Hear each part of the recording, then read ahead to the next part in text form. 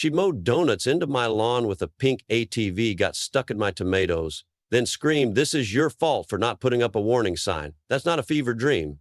That's HOA Karen." Sun visor tilting like a crown, clipboard clutched like a weapon, and HOA delusion so strong she thought my yard was communal property. I wasn't in the HOA. Didn't matter. She declared jurisdiction like she was annexing a country. So I declared whoa with a drone, a camera, and the entire rule book she wrote turned against her. The first time I saw the pink ATV zoom across my backyard, I thought I was hallucinating. Maybe I'd left the grill on too long, or the smell of overcooked bratwurst had finally fried my last brain cell. But no, it was real. A neon pink ATV, engine roaring like it had something to prove, and straddling it was a woman with a sun visor the size of a satellite dish and the smugness of someone who thinks HOA bylaws are divine commandments. That was my first encounter with Trish Whitman, the HOA Karen with a throttle addiction. She didn't wave. She didn't slow down. She just drove across my land like she was reenacting Mad Max in a yoga tracksuit, leaving tire tracks, churned mud, and a parting cloud of dust that settled on my tomato beds. I stood there, stunned, spatula in hand, watching the chaos like it was some kind of suburban fever dream. I live just outside the boundaries of West Glen Estates. That's important, because being outside the HOA was the reason I bought the property in the first place. Peace, privacy, no Karens. But apparently no one told Trish the second time she did it. The next day, same ATV, same deranged Barbie energy. I flagged her down. She stopped, removed her bug knives and glasses with flair, and said, without a hint of irony, "You need to relax. It's an HOA-maintained trail." I blinked. "Trail? Well, it's my lawn." She smirked. "The community voted on excessive." Mama had to bite my tongue so hard I almost drew blood. "I'm not part of your HOA." She shrugged. "Doesn't matter. The spirit of the community extends beyond property lines." I stood there, stunned at the sheer lunacy. That's not how property works. But she was already gunning the throttle, tearing up another row of grass before I could finish the sentence. And just like that, it became a routine. Morning coffee, ATV joyride, afternoon yoga, ATV full moon, you guessed it. ATV, the woman had turned my yard into her personal Daytona track, and every attempt to stop her was met with a new quote from the HOA Bible, which I later discovered she wrote herself while drinking Chardonnay on her porch. You ever meet someone so wrong, so deeply committed to being the problem that it made you question reality? That was Trish. But what she didn't know was I was done playing nice. And next time she rode through my land, I wouldn't be holding a spatula, I'd be holding a camera. The morning after Karen's epic mud-stuck meltdown, I expected her to show up with an apology or at least a broom. Instead, she came back like nothing happened, revving that pink ATV across my property as if she'd been personally invited. She even threw in a smug salute as she zoomed by. That was the moment I realized I wasn't dealing with your average neighborhood nuisance. I was dealing with a full-blown HOA Karen with delusions of suburban royalty. So I did what any rational person would do. I went straight to the HOA board. Now, I knew going in that HOAs were notoriously slow at doing anything helpful, but I didn't expect the sheer level of spinelessness that greeted me. The office was a tiny, overly air-conditioned box of paper, stacks, and passive aggression. I explained the situation, complete with dates, times, and even a few muddy tire track photos. Board members exchanged nervous glances like I'd asked them to arrest a war criminal. Technically, she's on common gas pass, mumbled Chad. The HOA secretary / excuse generator. On my lawn? I raised an eyebrow. Another board member, Cynthia, with the permanently clenched jaw, sighed like I'd ruined her yoga class. "We've spoken to her before. She doesn't exactly listen." "Oh, so you tried nothing, and now you continue to do nothing?" They just blinked at me. Chad offered me a mint from a bowl, labeled HOA Harmony, like that would fix years of ATV warfare. But as I left, Chad caught up with me in the parking lot, glancing around like he was passing me secret documents. "Look, If you want her to stop, you've got to use the HOA rules against her. She only respects rules when they're turned into weapons. You think this was about fences and property lines? Think again. Karen was playing a game, and I had just been handed the cheat code. I didn't even need to call the HOA this time. They came to me. The next morning, Chad, the only board member with a shred of self-awareness, knocked on my door with a face that screamed, "We tried to warn you." He stood awkwardly, clutching a folder, probably full of more excuses than solutions. So, we saw the footage. Karen tried to submit a complaint that you chased her with a drone. I blinked. A drone. He nodded solemnly. She claimed it was weaponized. I had to bite the inside of my cheek to keep from laughing. You mean the camera app on my iPhone? Chad flipped open the folder. Yeah, that one. He looked around like we were being watched, which, let's be honest, with Karen lurking around every bush like a HOA velociraptor, we probably were. Listen, he said in a hushed tone, she's doubling down. Tried to get the HOA to ban you from your own property line. We told her it was legally impossible. She accused us of being deeply compromised. He said, verbatim. Then she tried to vote to replace the board while we were still in the room. And just when I thought the absurdity had peaked, plot twist, she filed a petition to have a neighborhood drone ban enacted. I asked Chad how many signatures she got. He mumbled, 1. I said, hers? He nodded, defeated. But she didn't stop there. That same afternoon, she called animal control on me. Why? Because apparently my garden gnome looked threatening to small dogs. Yes, you read that right, a ceramic gnome. You think this was the low point? Oh no, Karen was just getting warmed up, because the next day, a bright orange stake appeared on my property line, and a sign, a bold, hand-painted wooden masterpiece, future site of HOA public access pathway. That's when I realized she wasn't just breaking rules anymore. She was rewriting them from scratch. Because there it was, right on the edge of my property.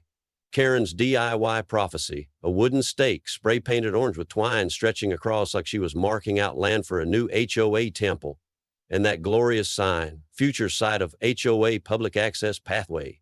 My coffee nearly did a spit take out of my nose. I stared at it for a long minute, waiting for the hidden camera crew to jump out from behind a bush and yell, "Gotcha." But no, this wasn't a prank. This was Karen on logic, chaotic, lawless, and somehow always written in Sharpie. Now, I'm no surveyor, but I do own a tape measure and a working understanding of land deeds, so I walked out and measured it myself, and surprise, surprise, her pathway was 3 feet deep into my legally owned yard. Not adjacent, not overlapping, full-on trespassing. So I decided to fight back the only way Karen understood. Theatrically, I went down to Home Depot, bought my own stake, bigger and brighter, and hammered it right next to hers. My sign read, "Future site of Karen's lawsuit." The next morning, I caught her standing in front of my sign like it personally insulted her ancestors. She was fuming, arms crossed, sunglasses perched on her forehead like she was ready to throw down on a Walmart parking lot. "This is harassment," she snapped. "It's a joke," I replied, "like your entire HOA policy interpretation." She pointed to her sign and said, "That's official." I pointed to mine and said, "So is this. I have documentation. Want to see the deed?" She didn't. Instead, she threatened to call her lawyer, which, fun fact, was also her nephew, a 19-year-old pre-law student who once failed a mock trial for arguing that pizza was legally a vegetable. And just when I thought this situation couldn't get more cartoonishly unhinged, she did it. Karen escalated again. Because that evening, while I was trimming my hedges and minding my business, a white sedan rolled up and parked outside my house. Out stepped a man in a polo shirt, holding a clipboard and wearing sunglasses indoors. "Sir," he said in a monotone voice, "I'm here for a preliminary survey on behalf of the HOA. We're preparing to construct a walking trail." I stared. "On my land?" "According to Karen Whitmore, it's open for communal development." I sighed, pulled out my phone, and opened a satellite view of my property line. "Does this look like a communal space to you?" He blinked. I just take notes, man." And right there, under the street light, I realized something. Karen wasn't just bluffing. She was trying to create enough chaos, enough confusion, enough fake illegitimacy so that one day her delusion might just look like reality. But here's the thing. If you mess with the bull long enough, eventually you meet the horns. And I was sharpening mine. So after the clipboard crusader waddled back to his sedan and drove off, hopefully straight to a job interview where the main qualification isn't willing to blindly follow a Karen, I decided it was time to hit her where it hurt most, her obsession with HOA rules. I spent the next 3 nights reading the entire HOA bylaws document like it was the Dead Sea Scrolls, and let me tell you, somewhere between fence uniformity and acceptable mailbox colors, I struck gold. Turned out Karen herself had been violating 3 major rules this entire time. Her shed was 3 feet over the required setback. Her backyard fountain exceeded height regulations by exactly 1.2 feet, and her infamous pink ATV, yeah, it wasn't registered, insured, or even allowed under HOA Recreational Vehicle Code. Now, I could have filed the complaints quietly, but where's the fun in that? So I dressed up in my Sunday best, marched into the next HOA meeting like I was walking into court, and with a grin so wide it hurt my face, slapped 3 manila folders onto the table in front of the board. I believe we need to talk about some ongoing violations by one of your more enthusiastic members. Karen's expression went from smug to uh-oh faster than her ATV could tear up my lawn. She leaned forward, trying to read the papers upside down like she could burn the evidence with sheer willpower. Chad, my new favorite HOA board member and unlikely chaos ally, flipped open the first complaint, raised his eyebrows, and let out a slow whistle. Karen, your shed's in no man's land. She scoffed. I've had that shed for years. Exactly, I said. Plenty of time to fix it. Then came the fountain, the one she loved to brag about. The HOA had literally fined another family for having a bird bath that was 4 inches too tall, but Karen's bubbly little marble monster had gotten a free pass. Not anymore. And the ATV, that one hit the hardest because not only was it unregistered, it was considered a motorized vehicle under the bylaw definition, meaning it was prohibited on all HOA maintained trails, the very same trails she had screamed were open to all residents. She tried to argue, of course, claimed she'd been grandfathered in, said it was discrimination, even tried to pivot into some half-baked monologue about freedom of recreational expression. But this time, nobody bought it. The HOA board had grown tired of the noise, tired of the drama, tired of being dragged into her vendetta. So they voted. 3 violations, 3 fines. Immediate probation, any future offense, and she'd face HOA disciplinary action, which, funnily enough, included possible forced removal from the board. Karen's jaw clenched like she was chewing on a lemon. She stormed out of the meeting without another word, practically kicking the door open on her way out. I waited a beat, then leaned toward Chad. Think she'll take the hint? He shrugged. Karen doesn't do hints, but she does unravel beautifully under pressure. He wasn't wrong, because that was the day Karen stopped pretending she was following the rules and started spiraling. 3 days after the HOA hearing, Karen's yard looked like a crime scene in reverse. She had removed the shed, well, more like sawed it in half and left the pieces on her lawn like a warning to the HOA. The fountain, drained and draped with a black tarp like it was mourning its own death. The ATV, gone. Word on the street was she'd parked it in her garage and padlocked the door like a dragon guarding treasure. But the real sign Karen was slipping, she stopped waving to people. And when Karen stops pretending she likes you, you know something unhinged is coming. And oh boy, did it come. It started with flyers, badly photoshopped, typo-written flyers accusing me of property bullying, unauthorized surveillance, and my personal favorite, spiritual trespassing. She taped them to every mailbox on the block. One of them featured a photo of me mowing my lawn with a big red X over my face and the words Nehu menacing Comic Sans. I almost framed it. Then came the lawn signs. Overnight, 6 tiny placards popped up along her property line. Platpur Trail, neighborhood watched by HOA. And the truly majestic Reese Bastards will be reported to the Council of Justice. I didn't know if that meant the HOA board or like the Avengers, but either way, I was intrigued. The final straw, though, the cam. She installed a full-blown motion-activated trail cam on a wooden post right at the edge of her yard, facing my house. Not her own yard, not her driveway, my lawn. And every time a squirrel ran across the grass, it triggered a robotic voice that screamed, Warning, you are being recorded by AI security. It was like living next to a glitchy dystopian sci-fi AI with a grudge. Naturally, I did what any rational, patient, completely law-abiding neighbor would do. I invited some friends over for a lawn game night, cornhole, barbecue, laughter, the works. And every time someone stepped within 5 feet of her cam, we'd wave and shout, "Hi, Karen," like we were on a reality show. But Karen wasn't laughing. Around 9 p.m., she stormed out of her house in an oversized bathrobe, wielding her HOA rule book like a sacred text. "This is a disturbance," she shrieked. "I'm calling a noise compliment." "You're welcome to," I says, flipping a burger with a smile. "But you might want to recheck Section 8B. The noise ordinance doesn't apply until after 10 p.m. She blinks. She knew I was right, but she couldn't stand it. Her mouth opened, then closed, then opened again, and all she managed was a strangled "yeah" before retreating back to her porch and slamming the door hard enough to rattle her plastic gnomes. That wasn't even her worst move yet, because the next morning I got a knock at my door, and this time it wasn't the HOA or the police. It was someone far worse.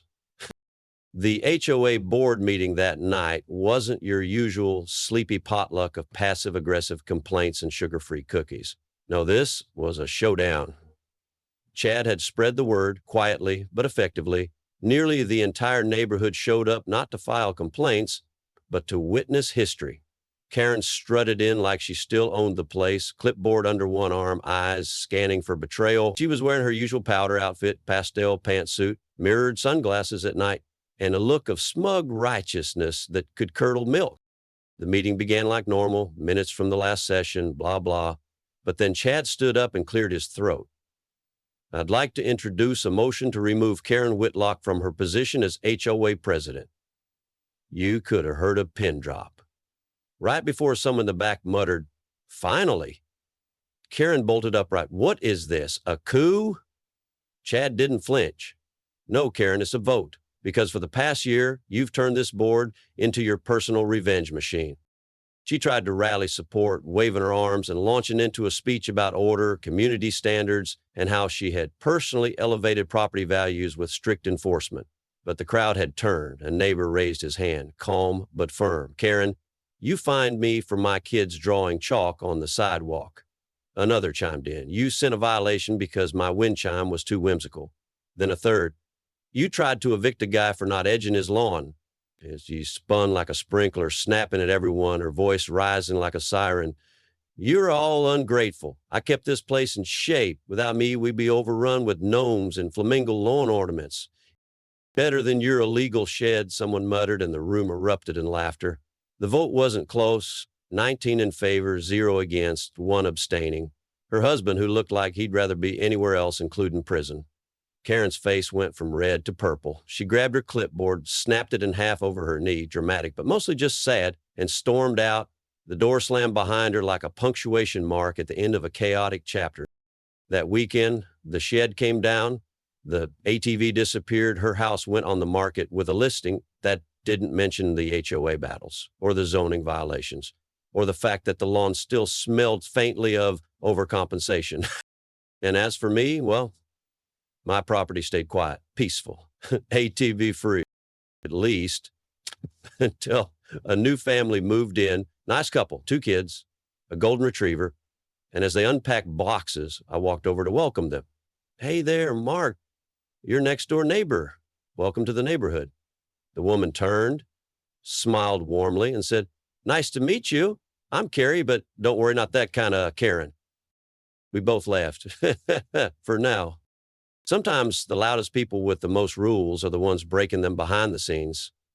This story wasn't just about lawn drama and rogue ATVs. It was about boundaries, personal agency, and standing your ground, literally. Karen thought a clipboard and a fake title made her untouchable. But here's the truth. Real power isn't about control.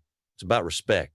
And the minute you let fear rule your backyard, you've already given up your front door. So yeah, speak up, laugh when it gets ridiculous, use the rules against the rule makers when needed, and never, ever underestimate the power of a well-timed zoning complaint. If this wild ride taught you anything, hit that like button, drop a comment with your favorite Karen moment, And don't forget to subscribe because trust me, the next story, it might just be crazier. Stay sharp, stay petty, but in a classy way.